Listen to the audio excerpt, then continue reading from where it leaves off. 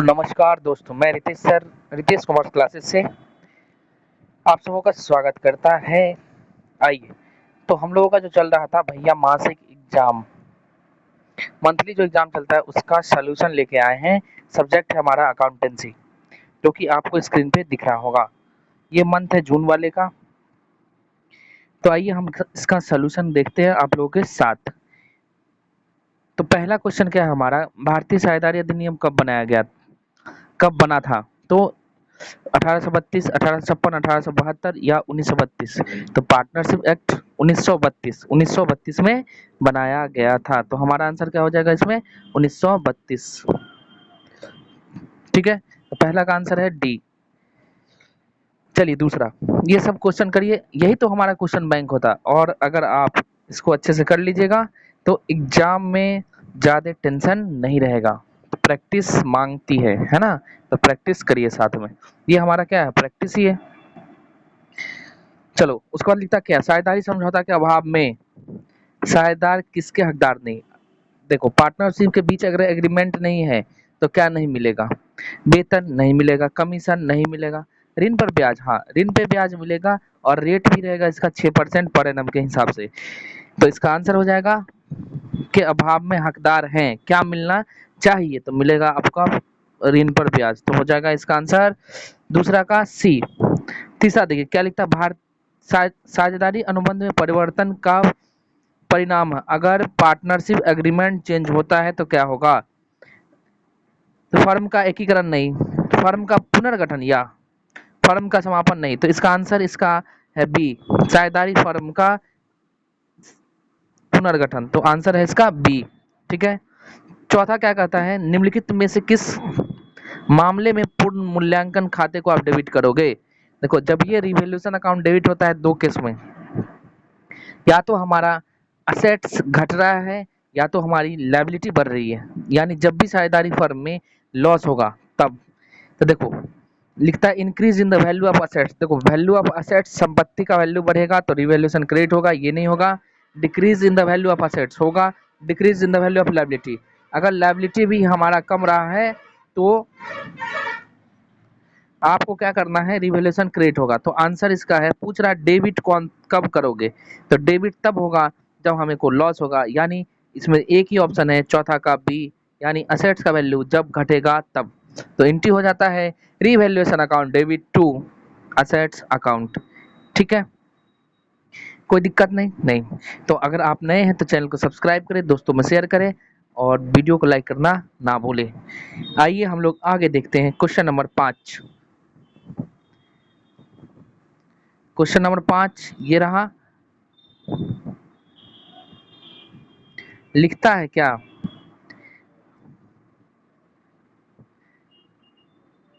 यदि क्या, यदि नया साझेदार ख्याति की राशि नकद में लाता है तो इसे क्रेडिट किया जाएगा, किस रेशियो में करेंगे? तो देखो, नया साझेदार अगर लाएगा तो ये पुराने पार्टनर से कैपिटल अकाउंट में ट्रांसफर होता है, तो सेक्रीफाइसिंग रेशियो में। तो आंसर डी, आंसर डी। अगर सेक्रीफाइसिंग नहीं देता तो ओल्ड में मारेंगे। ठीक है, तो आंसर इसका हो जाएगा आपका डी। सही है। आगे आइए, अगला क्वेश्चन क्या लिखता है भाई, अगला है छठा। इसको लॉक किया जाए। चलिए हम इसको लॉक कर दिए। लिखता है कि संपत्तियों तथा दायित्व के मूल्यों में परिवर्तन के लिए लेखा किया जाता है। कहाँ? अगर असेट्स एंड लायबिलिटी का मूल्यों में चेंज होता है तो हम लोग कहाँ रिकॉर्ड करते हैं? असेट्स अकाउंट, लायबिलिटी अकाउंट, या फिर रिवैल्यूएशन। तो आंसर इसका है रिवैल्यूएशन, छठा का सी। सातवां कहता है पुनर्मूल्यांकन पर लाभ हानि का वहन करते हैं, कौन करेंगे? रिवैल्यूएशन पर अगर प्रॉफिट एंड लॉस होगा तो पार्टनर, कौन सा पार्टनर? पुराना पार्टनर, और कौन? आ जाओ, पुराने साझेदार, नए साझेदार, सभी साझेदार, इनमें से कोई नहीं। तो आंसर इसका है पुराना। तो सातवां का आंसर हो जाएगा हमारा ए। आगे आइए, आठवां लिखता है क्या, किस स्थिति में संपत्तियों और दायित्वों का पुनर्मूल्यांकन किया जाता है, कब करोगे? तो कहता है फर्म के समापन पे, नए साझेदार के प्रवेश पर, फर्म की हानि पर, इनमें से सभी पर? नहीं, नए साझेदार के प्रवेश पे। ठीक है, तो आठवां का हो जाएगा बी। आठवां का होगा बी। आगे चले, आठवां के बाद है हम लोग का क्वेश्चन नंबर 9। आइए क्वेश्चन नंबर 9 को देखते हैं। 9 में क्या लिखता है? 9 में लिखता है निम्न में कौन सी संपत्ति का पुनर्मूल्यांकन नए साझेदार के प्रवेश पर अनिवार्य होता है? यानी which of the following assets revaluation किया जाता है compulsory at the time of admission of new partner? जब भी कभी नए साझेदार का एडमिशन होगा तो कौन सा असेट्स को, तो हम लोग करते हैं गुडविल, ख्याति की। किसकी? ख्याति की। तो नौवां का आंसर हो जाएगा सी। नौवां का आंसर सी। नौवां का आंसर सी। 10वां लिखो। ख्याति क्या है, गुडविल क्या है? फिक्स असेट्स, इंटेंजिबल असेट्स दोनों हैं, तो इसके लिए 10 का आंसर सी। 10 का आंसर सी। ठीक है, 10 का आंसर सी। 11 जी, शुभम एवं सुंदर ने संयुक्त रूप से एक भूमि का टुकड़ा खरीदा, उन्हें कहा जाएगा? मालिक एंड पार्टनर्स दोनों। ठीक है, अगर बिजनेस के लिए खरीदेगा तो पार्टनर कहलाएंगे, अगर बिजनेस के लिए नहीं है तो मालिक। तो ठीक है, तो पार्टनर दोनों मिलके खरीदा है। ठीक है, आइए 12 देखते हैं। कहता यदि प्रत्येक माह के पहले दिन एक निश्चित राशि निकाली जाती है तो कुल आहरण पर ब्याज की गणना किस अवधि के लिए किया जाएगा? अगर देखो पहले दिन लिखा था, प्रत्येक माह के पहले दिन, फिक्स है ना? पहले दिन निकालते हैं तो कितने महीने के लिए? तो 6.5 महीने के लिए। तो इसका आंसर क्या हो जाएगा? सी। अगर ये मिड में रहेगा तो 6 और एंड में रहेगा तो 5.5। ठीक है, तो इसका आंसर है सी। 12 का सी। आगे चले, आइए हम लोग देखते हैं। फिर अगला क्वेश्चन है हमारा क्या, अगला है 13। 13 में कहता है किसी फर्म में साझेदार की न्यूनतम संख्या हो सकती है कितना? न्यूनतम संख्या हो सकती है कितना? कम से कम कितना होगा? तो कम से कम 2। कम से कम 2। कितना होना चाहिए? 2। ठीक है, अब लिखिए वह दस्तावेज जिसमें साझेदारी की शर्तें होती है वो क्या कहलाती है? Partnership agreement, partnership deed, partnership contract या पार्टनरशिप रूल्स? डीड कहलाती है। जितनी भी टर्म एंड कंडीशन लिखी होती है वो क्या कहलाता है? Partnership deed. 15 आ जाइए। लिखता है कि साझेदारी संलेख है, मैंडेटरी नहीं, अनिवार्य नहीं, लेखन में अनिवार्य। पहले तो ये होगा ही नहीं, अनिवार्य नहीं है, कंपलसरी। तो आंसर इसका बी। ठीक है, अनिवार्य नहीं है ना, तो नॉट। जब है ही नहीं तो लिखित और मौखिक से क्या मतलब है? ठीक है, आइए तो 15 का आंसर हो जाएगा बी। उसके बाद हम लोग चलेंगे 16। 16 क्या कहता है? साझेदारी संलेख। 16 क्या कहलाएगा? 16 क्या कहता है? साझेदारी संलेख क्या कहलाता है? तो साझेदारी संलेख प्रोस्पेक्टस नहीं, आर्टिकल्स ऑफ एसोसिएशन नहीं, प्रिंसिपल ऑफ पार्टनर नहीं, ये कहलाएगा आपका आर्टिकल ऑफ पार्टनरशिप। तो 16 का डी। 16 का आंसर है डी। 16 का answer D, articles of partnership. ये पार्टनरशिप। आगे आइए हम लोग देखते हैं क्वेश्चन नंबर है हमारा 17। कथा निम्न में से बेमेल को चुनो, यानी जो मिलता जुलता नहीं है। साझेदार को किराया, चलो ठीक है, प्रबंधकों कमीशन, ऋण के, साझेदार के ऋण पर ब्याज, ये सब ना प्रॉफिट एंड लॉस अकाउंट में लिखते हैं, यानी ये सब चार्ज अगेंस्ट प्रॉफिट। आपको प्रॉफिट हो या ना हो देना ही पड़ेगा। जबकि साझेदार की पूंजी पर ब्याज जो लिखा है ये हमारा पीएल अप्रोप्रिएशन का आइटम, और ये जाएगा आपको पीएल अप्रोप्रिएशन में जाता। तो कहता कौन सा बेमेल है, मतलब इस चारों में से एक जो हटके है, तो हटके है हमारा 17 का डी। ठीक है, 17 का डी। पेन चेंज करें, आइए करके देखते हैं हम लोग। 17 का डी। आगे लिखता है 18। फर्म की ख्याति प्रभावित नहीं होती, कहाँ पे नहीं होती? तो बेहतर ग्राहक सेवा से बेच देते हैं, तो इसमें कोई भी गुडविल इफेक्ट नहीं होता। तो 18 का आंसर हो जाएगा हमारा सी। लिखता है नए साझेदार के प्रवेश पर क्या होगा? पुरानी साझेदारी फर्म समाप्त हो जाता है। पुरानी साझेदारी फर्म समाप्त हो जाता है, पुरानी फर्म का समापन। देखो अगर कोई साझेदार आएगा तो पुरानी साझेदारी का समापन होगा, जबकि फर्म का नहीं। तो आंसर हो जाएगा हमारा 19 का ए। 19 का ए। ठीक है, आइए आगे लिखता है 20। ला गेनिंग रेशियो क्या होता है? लाभ प्राप्ति। तो new ratio minus old ratio, तो है हमारा 20 का बी। 20 का बी। 20 का बी। आगे आइए हम लोग देखते हैं, अगला क्वेश्चन है हमारा क्या, 21 नंबर। 21 में क्या कहता है, लाभ प्राप्ति अनुपात की गणना की जाती है नए साझेदार के प्रवेश पे नहीं, जब रिटायर्ड होता तब, प्रवेश पे सेक्रीफाइसिंग का। ठीक है, आइए 22 नंबर है, कहता क्या है, किसी साझेदार के अवकाश ग्रहण करने पर ख्याति की राशि उसकी पूंजी खाते में क्रेडिट की जाएगी, सभी साझेदार के खाते में, शेष साझेदार के खाते में, जो साझेदार जा रहा है यानी रिटायर्ड वाले, तो 22 का हो जाएगा हमारा सी, 22 का सी। उसके बाद लिखिए क्वेश्चन नंबर 23 है, कहता कि सेवानिवृत्त साझेदार की ख्याति का भुगतान किया जाता है किस रेशियो में, लाभ प्राप्ति अनुपात में, पूंजी अनुपात में, पुराने अनुपात में, तो पुराना शेयर जो होता है उसी में। ठीक है, तो ये 23 का सी आ गया। ये 23 के बाद है हमारा क्या 24, 24 में क्या लिखता है, 23 का होगा सी। ठीक है, 24 में लिखता है पुनः मूल्यांकन खाता किस समय तैयार किया था, नए साझेदार के प्रवेश पर, सेवानिवृत्त यानी किसी का एडमिशन होगा, किसी का रिटायरमेंट होगा या डेथ होगा, इन सभी सिचुएशन में, सभी में, तो आंसर हो जाएगा 24 का डी। 25 देखिए, लिखता है साझेदार की मृत्यु हो जाने पर उसको देय राशि किस खाते में हस्तांतरण की जाती है, अगर कोई साझेदार डेथ कर जाएगा तो कहाँ ट्रांसफर करोगे, अब देखो उसको देने के लिए आप ऊपर नहीं जाओगे क्योंकि आपको भी जाना पड़ेगा, तो क्या करोगे भाई, जो उसका एक्यूटर्स होते उत्तराधिकारी उनको दिया जाता है, तो 25 का आंसर है बी। 26 लिखिए, क्या लिखता है, मृत साझेदार की देय राशि पर ब्याज की गणना की जाएगी, interest will be calculated on the amount payable to the deceased partner, जो पार्टनर मर गया उस पर इंटरेस्ट कितने हिसाब से देंगे, तो 6% के हिसाब से, कितने 6% के हिसाब से, 6% के हिसाब से देंगे। किसी साझेदार अगर मृत्यु हो जाए तो उसकी जो पैसा रहता है फर्म में, तो उस पर ब्याज की गणना 6% की दर से दिया जाएगा। आगे आइए, अगला क्वेश्चन है क्वेश्चन नंबर हमारा 27, और क्या लिखता है, मृतक साझेदार की देय राशि के भुगतान किसे किया जाएगा, वही भाई एक्यूटर्स यानी उत्तराधिकारी को, तो इसका आंसर हो जाएगा हमारा कौन सा, 27 का डी, 27 का डी आंसर, 27 का डी गोज टू 27 का आंसर डी उत्तराधिकारी।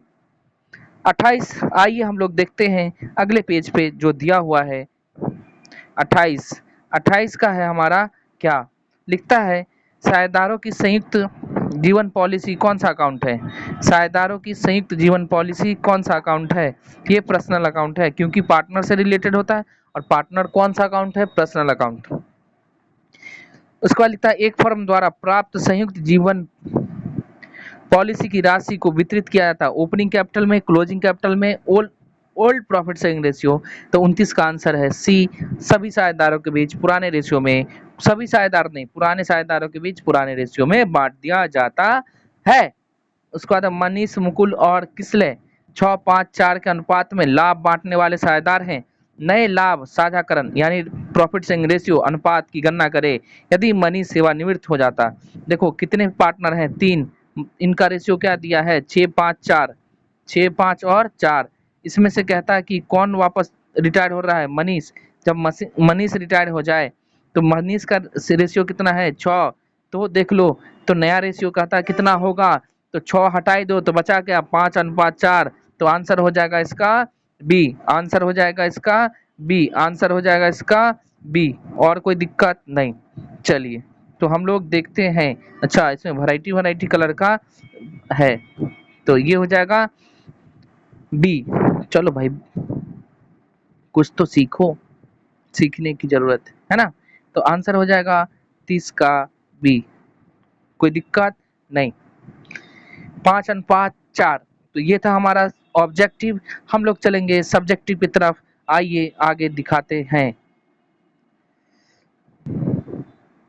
सब्जेक्टिव में लिखता है सेक्शन बी करके है, section B, section B, section B, थोड़ा माइनस कर देते हैं भाई बहुत मोटा, अच्छा एक ही बार में हटेगा ये, चलो ठीक कोई बात नहीं।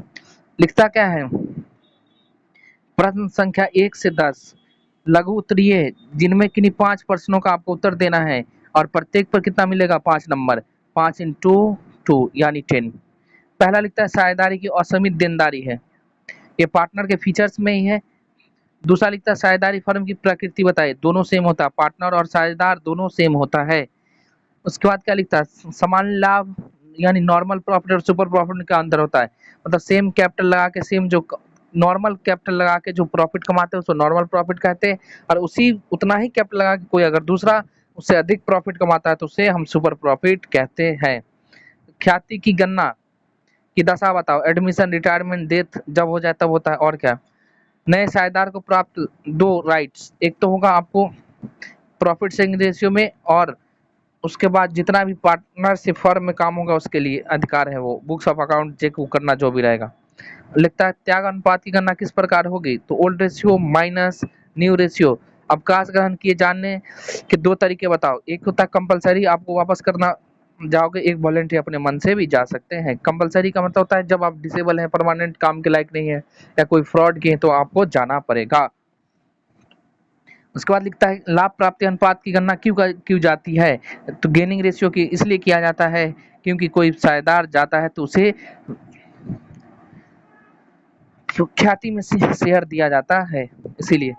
किसी साझेदार की मृत्यु हो जाने पर ख्याति के लेखांकन किस प्रकार होगा, तो जितने भी जब तक भी फर्म चला है तब तक का प्रॉफिट या शेयर जो भी है, जितना भी गुडविल होगा, रिवैल्यूएशन में प्रॉफिट एंड लॉस है, सारा हिस्सा पार्टनर्स के कैपिटल अकाउंट में ट्रांसफर करके जो भी बैलेंस आएगा वो ट्रांसफर होता है कहाँ पे, स्क्यूटर्स के पास, ठीक है, जो उनके उत्तराधिकारी होते हैं। 10वां लिखिए एक मृत साझेदार के प्रतिनिधि, वही जो ऊपर है सेम क्वेश्चन है और कुछ नहीं। तो ये था हमारे लिए सब्जेक्टिव। आगे आइए, सब्जेक्टिव में कौन सा था, 2 नंबर के 5 क्वेश्चन आपको इसमें मात्र बनाने थे, तो 10 में 5 बनाना है, और क्या। आगे आइए हम लोग देखते हैं दीर्घ उत्तरीय लॉन्ग, आगे दिया है हमारा लॉन्ग आंसर टाइप क्वेश्चंस जिसमें क्या है, लिखता है 11 से लेकर 15 तक दीर्घ उत्तरीय है, किन्हीं 3 प्रश्नों का आप उत्तर दें, प्रत्येक के लिए कितना नंबर मिलेगा, तो 5 नंबर मिलेगा, यानी 15 नंबर का ये है। लिखता किसी साझेदार की मृत्यु पर, अल्यो वही सेम है। लिखता किसी साझेदार के अवकाश ग्रहण पर ख्याति के लेखे की विधियों का वर्णन करो। उसके बाद है अन्नू तथा, 13 क्या लिखता है, अन्नू तथा बन्नू फर्म में साझेदार हैं जिनका 1 लाख रुपया पूंजी है। कितना है फर्म की पूंजी, 1 लाख, यानी दोनों का पूंजी है 1 लाख। और बताओ 1 लाख, और क्या लिखता है नॉर्मल रेट ऑफ रिटर्न, ये ना कितना मिलेगा 15% के हिसाब से बाजार मूल्य। अगर मान लो ये पैसा फर्म में नहीं लगाए कहीं और लगाए तो कैसे कितना मिलेगा 15%। प्रत्येक साझेदार की वार्षिक वेतन है 6000, पिछले 3 वर्षों का लाभ इस प्रकार दिया 30,000 36,000 और क्या 30,000 36,000 और दिया है आपको क्या 30,000 36,000 और है 42,000, 3 साल का प्रॉफिट। ख्याति का मूल्यांकन का 3 वर्षों के औसत लाभ पर करना है, औसत लाभ अधिलाभ पर, यानी सुपर प्रॉफिट एवरेज प्रॉफिट निकालने के बाद, जो कि कितना है 2 वर्षों के क्रय पर की जाएगी। फर्म की ख्याति गणना करो, तो आप तीनों प्रॉफिट को जोड़ दो, तीनों साल का है तो 3 साल का प्रॉफिट ये रहा 30 36 और 42, तीनों को जोड़ के एवरेज निकालिए आ जाएगा। उसके बाद नंबर ऑफ एवरेज प्रॉफिट आएगा। उसके बाद है हमारा नॉर्मल प्रॉफिट निकालना होगा, तो नॉर्मल आपको ये जो कैपिटल दिया है कैपिटल का 15% करोगे 15,000 आएगा, इसमें से घटा दो तो सुपर प्रॉफिट और क्या होता है average profit minus normal profit, minus करने के बाद या actual profit minus normal profit, तो हमारा आ जाएगा सुपर प्रॉफिट। और जब सुपर प्रॉफिट आ जाए तो इसको 2 से गुना करेंगे तो अपने आप आपको आ जाएगा गुडविल। लिखता ख्याति की मूल्यांकन, अगला क्वेश्चन नंबर 14, ख्याति की मूल्यांकन के लिए आपको क्या करना है, ख्याति की मूल्यांकन क्वेश्चन नंबर 14 पे आ जाइए। क्या था ख्याति के मूल्यांकन की 2 विधियां का वर्णन करो। हम लो कैसे करते हैं, तो एक super profit average profit method और एक होता है कैपिटलाइजेशन, 3 विधियां हैं, आप 2 बताओ। और साझेदारी, अगला लिखता है क्वेश्चन नंबर 15, क्या साझेदारी फर्म के अभाव में लागू होने वाले नियमों का वर्णन करो। तो साझेदारी फर्म के अभाव में क्या होता है, आपको प्रॉफिट शेयरिंग रेशियो बराबर मिलेगा, कोई इंटरेस्ट ऑन कैपिटल नहीं दिया जाएगा, कोई इंटरेस्ट ऑन ड्राइंग नहीं चार्ज की जाएगी, कोई भी सैलरी नहीं दिया जाता, यानी 2 चीज मिलता है, एक तो प्रॉफिट शेयरिंग रेशियो बराबर और दूसरा इंटरेस्ट ऑन लोन पे 5% 5 नहीं 6% पर एनम के हिसाब से 6% पर एनम पीए के हिसाब से दिया जाता है अगर कोई पार्टनर एडवांस या फिर लोन में दिया रहता है। तो ये था हमारा अकाउंट्स का क्वेश्चन नंबर 15 तक खत्म। तो आप सबों को कैसा लगा वीडियो कमेंट में जरूर बताएं, और अगला वीडियो आएगा आपको ईपीएस इंटरप्रेन्योरशिप का। किसका? ईपीएस। तो ईपीएस के लिए आप लोग वेट करें अगले वीडियो में। अगर आप देखना चाहते हैं तो आपको करना होगा क्या चीज़ भाई साहब, चैनल को सब्सक्राइब, जिससे आपको पहले नोटिफिकेशन मिल जाएगा, पहले नोटिफिकेशन मिलेगा। तो इसलिए आप लोग चैनल को सब्सक्राइब करें और ईपीएस के लिए वेट करें। ठीक है, एंजॉय। तब तक के लिए बाय बाय, टेक केयर।